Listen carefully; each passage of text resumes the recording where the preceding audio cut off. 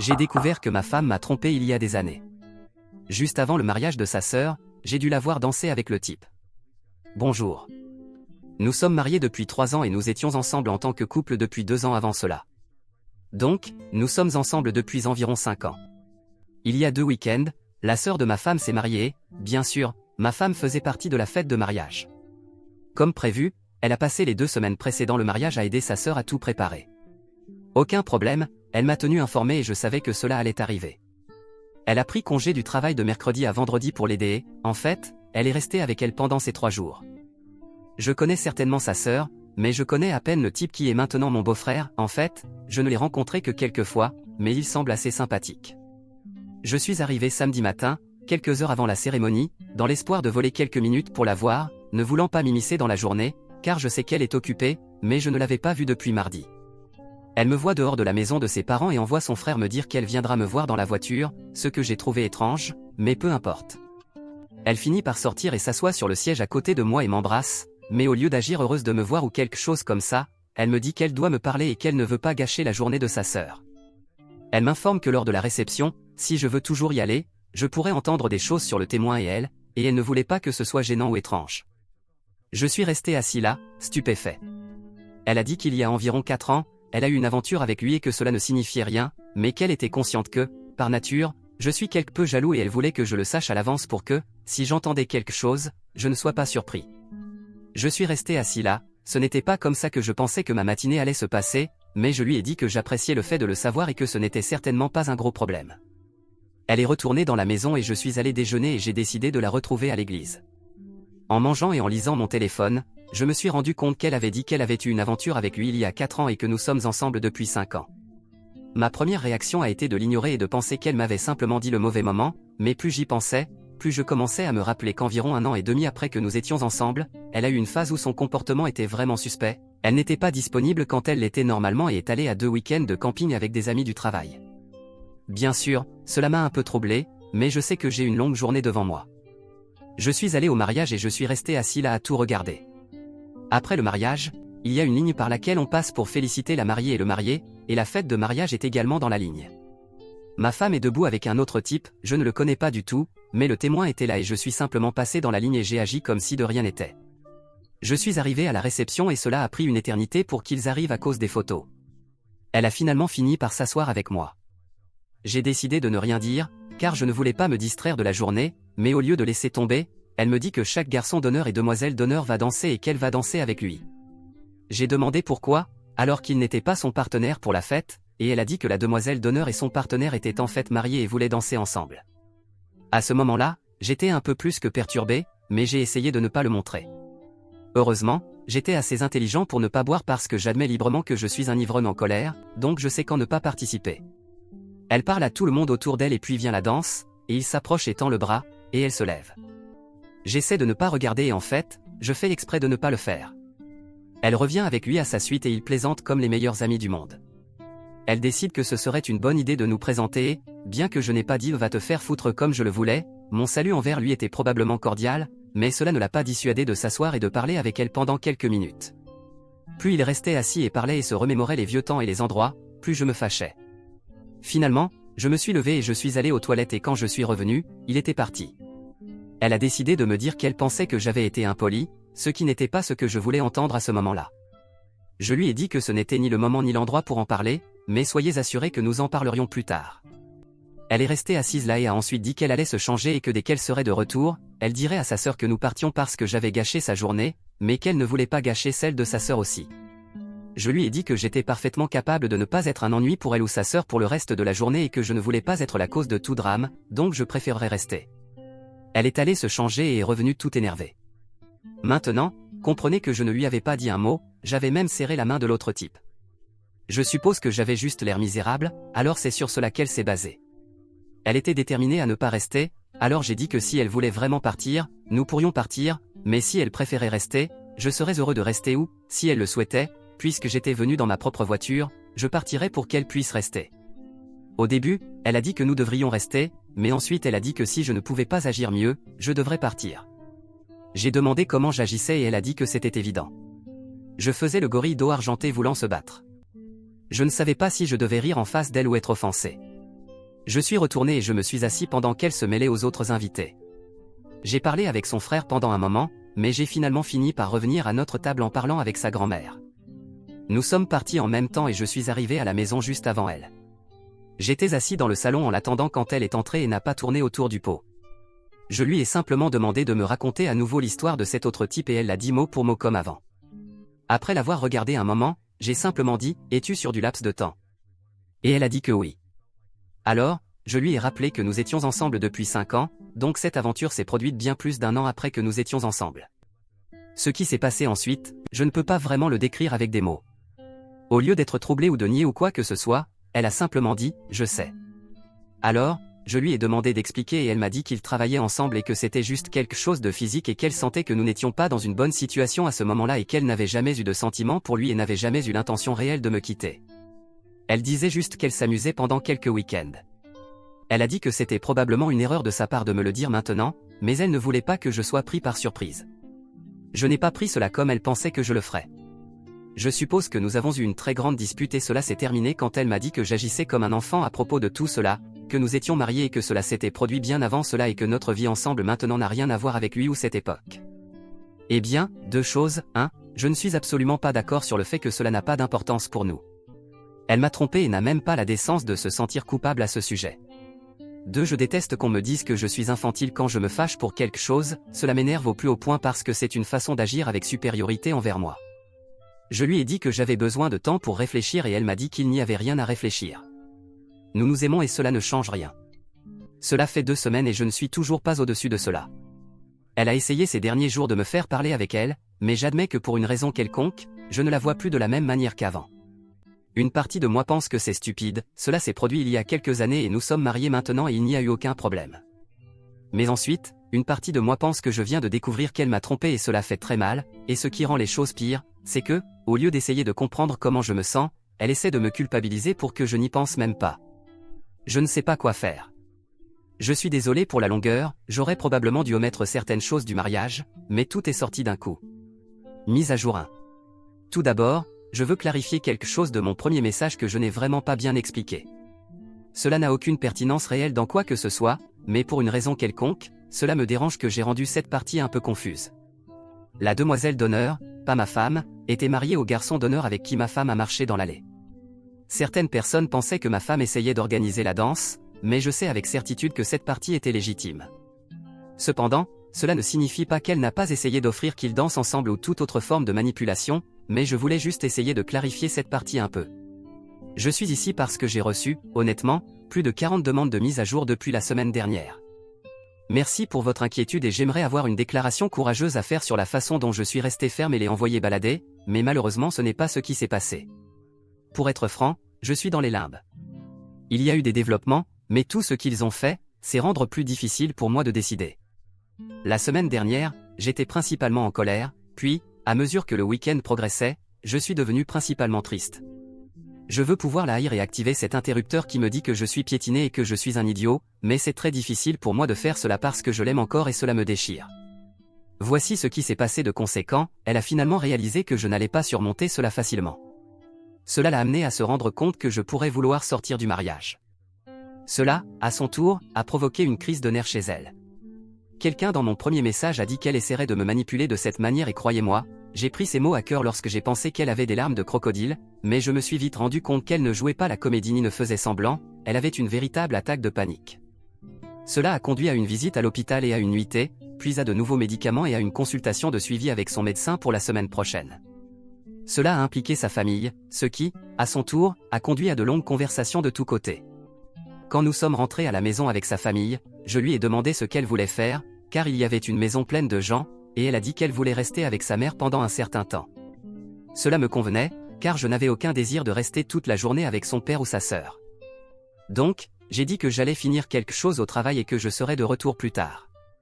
2 heures après être arrivé là-bas, j'ai reçu un message de sa part me suppliant de rentrer à la maison et qu'elle avait vraiment besoin de parler avec moi. J'ai fini ce que je faisais et je suis rentré à la maison. J'ai été accueilli sur le porche par son père, qui m'a demandé si nous pouvions parler un instant. Mon niveau de colère était déjà quelque peu élevé, mais j'étais prêt à aller en guerre si elle avait déversé un sac de mensonges sur moi à son père. Je veux dire, ce n'est pas comme si lui et moi étions les meilleurs amis ou quelque chose comme ça, mais je n'ai jamais eu de mauvais moments avec lui, alors je n'étais vraiment pas content d'être l'idiot qui a brisé le cœur de sa fille. Nous nous sommes assis sur les chaises de la véranda et il m'a surpris avec son ouverture. Je m'attendais à entendre n'importe quoi sauf ce qu'il a dit. Il a dit qu'elle leur avait raconté ce qui s'était passé et qu'il voulait s'excuser auprès de moi parce qu'il sentait qu'il avait fait un très mauvais travail en tant que père et que cette mentalité qu'elle avait été vraiment une création de sa mère et que, bien qu'il aimait les deux, il disait qu'elles avaient tort. Il avait dit à sa femme des années auparavant que dire aux filles que ce qui se passe avant le mariage ne compte pas était une idée horrible et un système de valeurs à leur inculquer. Il a ensuite dit qu'il n'était pas là pour défendre ce que sa fille avait fait, mais qu'il voulait juste que je sois conscient que ce qu'elle disait et comment elle agissait était simplement parce qu'elle croyait honnêtement qu'être mariée était une vie complètement différente. Il disait que sa mère et lui avaient idéalisé le mariage au point qu'elle ne comprenait pas la vie réelle. En gros, il jetait sa femme sous le bus, mais encore une fois, ce n'était pas ce à quoi je m'attendais. Nous nous sommes serrés la main et il a dit que, peu importe ce que je décidais, il pensait toujours très bien de moi, ce qui honnêtement m'a fait me sentir très bien à ce moment-là. Ensuite, je suis entré et ma femme était recroquevillée sur les genoux de sa mère et on pouvait voir qu'elle avait pleuré tout le temps que j'étais parti.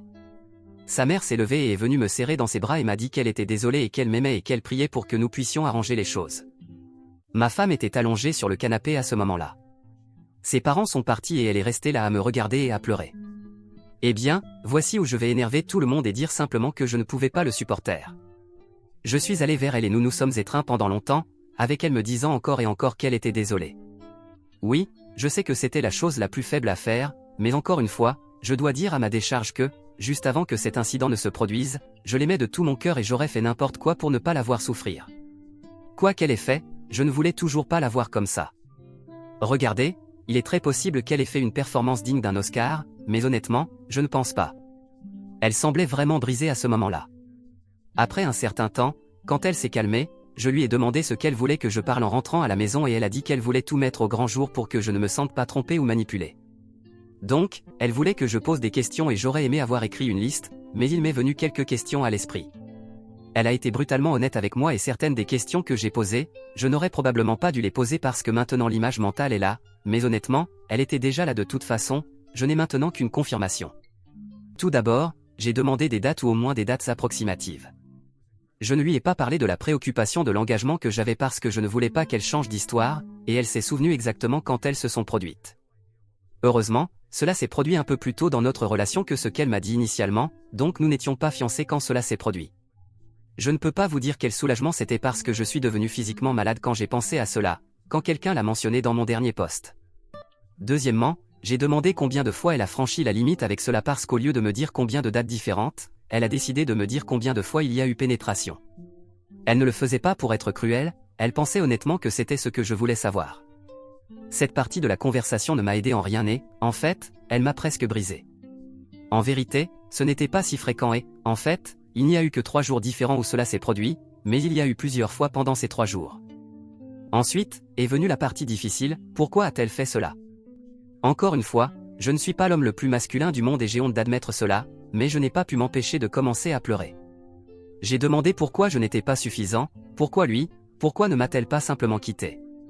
C'était à son tour de me tenir parce qu'à ce moment-là, tout est revenu sur moi, elle me le disant, de voir les voir rire ensemble, elle me disant maintenant combien de fois ils l'ont fait et où ils l'ont fait. Elle a parlé pendant cela, mais jusqu'à ce moment, je n'ai aucune idée de ce qu'elle a dit. J'étais trop bouleversé et honnêtement, rien de ce qu'elle allait dire n'allait faire la moindre différence de toute façon. Mais après m'être ressaisi, je lui ai simplement dit que la trahison était horrible, mais honnêtement, sa réponse à moi quand j'ai découvert était tout aussi mauvaise, sinon pire. Elle a été d'accord avec moi et elle s'est excusée de m'avoir appelé immature. Elle a dit qu'elle croyait honnêtement que cela ne me dérangerait pas maintenant parce que nous étions mariés. Quand elle a dit cela, mon sang a commencé à bouillir à nouveau. J'ai commencé à dire quelque chose à ce sujet, mais elle est intervenue et a dit qu'après avoir parlé avec ses parents, elle voit maintenant que c'était très mal de sa part et que tricher est tricher, mais elle pense toujours que notre bonheur que nous avons partagé depuis que nous nous sommes mariés devrait compter pour quelque chose.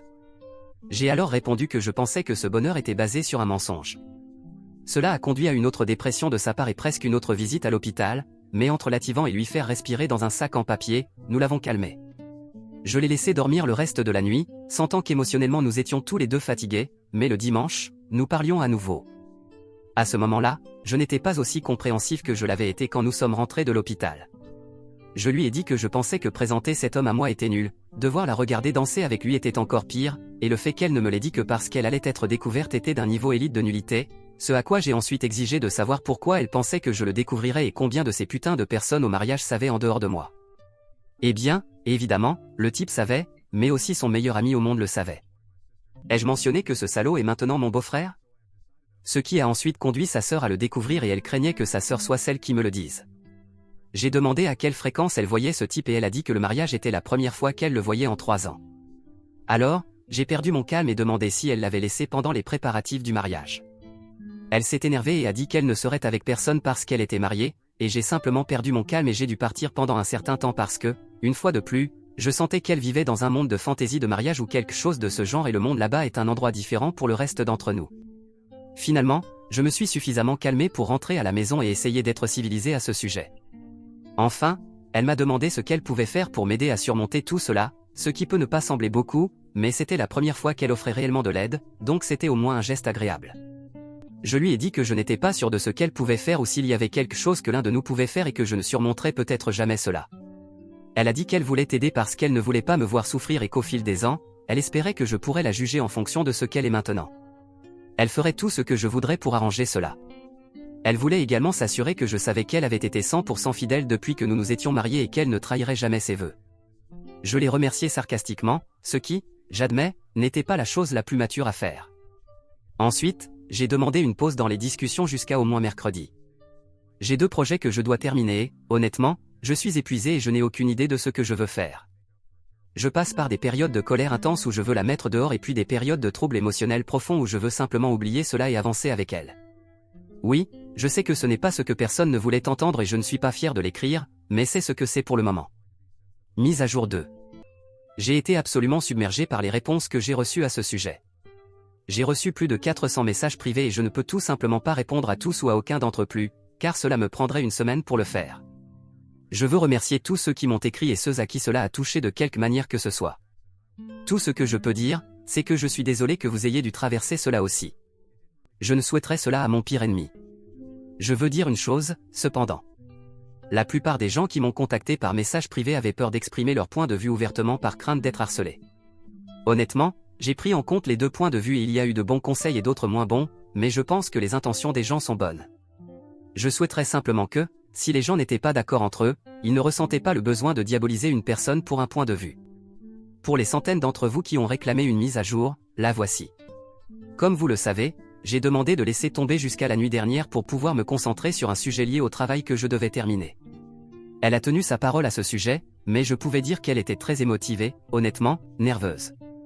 Elle prend des médicaments forts pour son anxiété, mais même s'ils sont aussi forts qu'ils le sont, je peux encore voir à quel point elle était anxieuse.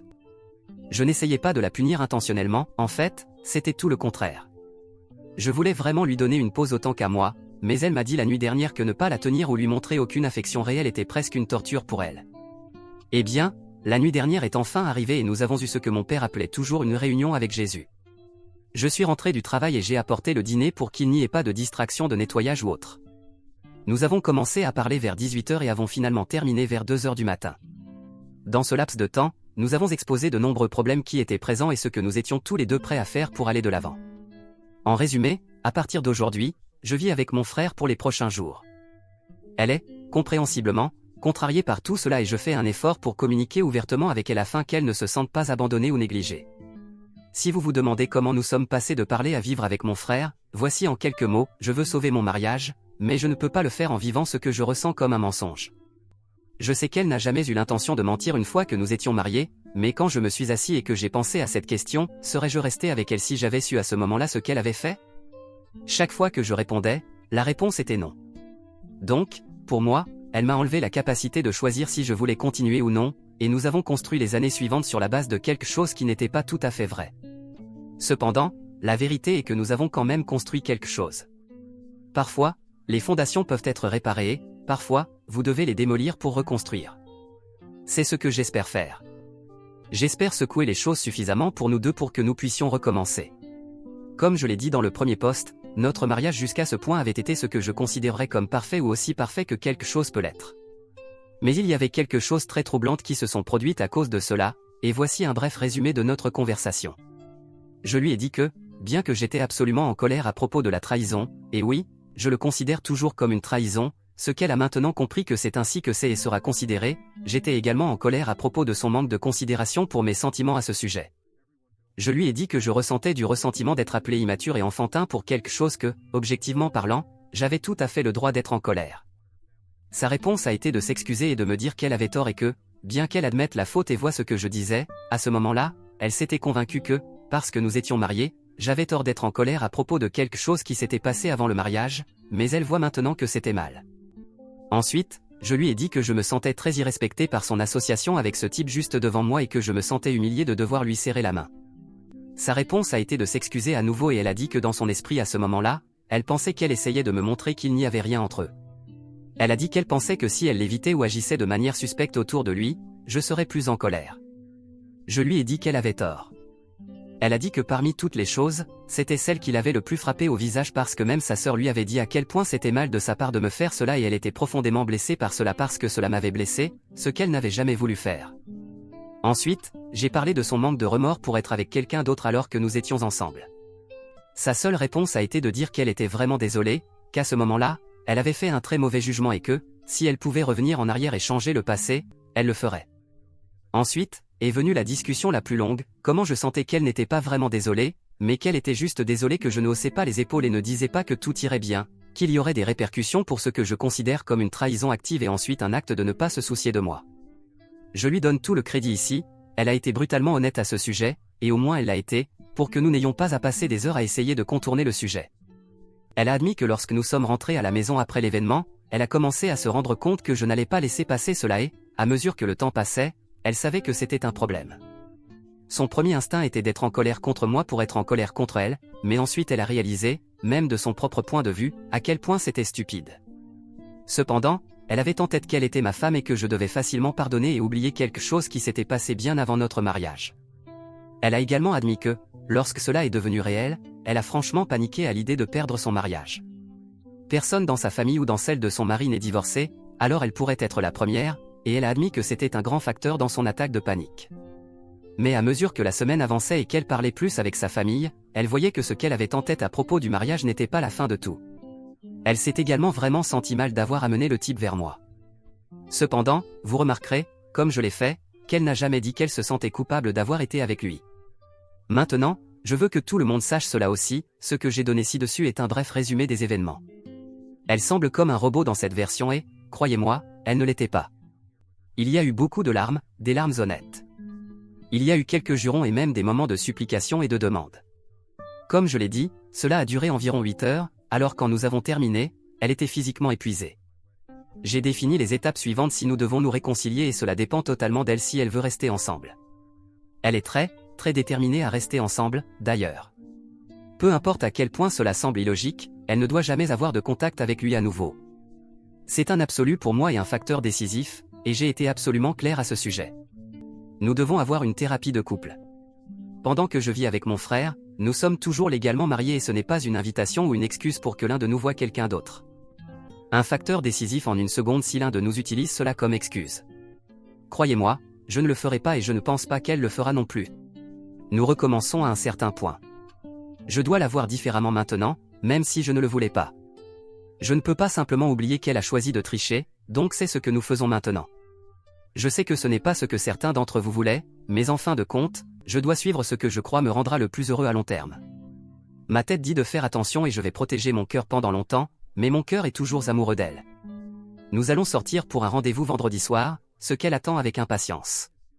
Je n'ai aucune idée de combien de temps je vais rester avec mon frère, bon sang, peut-être que je ne passerai pas vendredi, mais si rien d'autre, je sens que j'ai un certain contrôle ici, ce que je sentais que je n'avais pas avant la conversation. En fin de compte, je l'ai tenue pendant longtemps et nous avons dormi ensemble. Je ne veux pas d'une femme brisée maintenant, c'est ce qu'elle est. Je veux qu'elle soit ma partenaire pour la vie, mais je veux qu'elle sache que, pour être une partenaire, elle doit également se soucier de mes sentiments autant que je me soucie des siens. PS, j'ai dû penser sérieusement à mon nouveau beau-frère encore. Je ne l'ai rencontré que quelques fois et il semble être un gars sympa, mais en fin de compte, il était certainement au courant du problème. Mais pour maintenir la paix dans la famille, je ne vais pas faire d'histoire à ce sujet parce que cela rendrait certainement toutes les vacances difficiles à l'avenir, tant qu'il ne mentionne jamais l'incident ou le type à nouveau pour ou autour de moi, je peux vivre avec cela. Mise à jour 3. Merci à tous ceux qui continuent de m'envoyer des messages d'encouragement et de se demander ce qui s'est passé. Pour ceux d'entre vous qui m'ont demandé une mise à jour, en voici une brève: je reste avec mon frère depuis un peu plus d'un mois. Je ne peux pas dire assez de mots gentils sur lui, il a fait tout son possible pour m'aider et j'ai appris à l'apprécier d'une manière complètement nouvelle. En grandissant, nous étions proches, mais jamais vraiment proches, si vous voyez ce que je veux dire. Cela m'a montré que notre lien est beaucoup plus fort que je ne l'avais jamais imaginé. La grande nouvelle est que je lui ai remis les papiers du divorce. Maintenant, avant que ceux d'entre vous qui voulaient que je la quitte ne sautent de joie, laissez-moi expliquer quelque chose.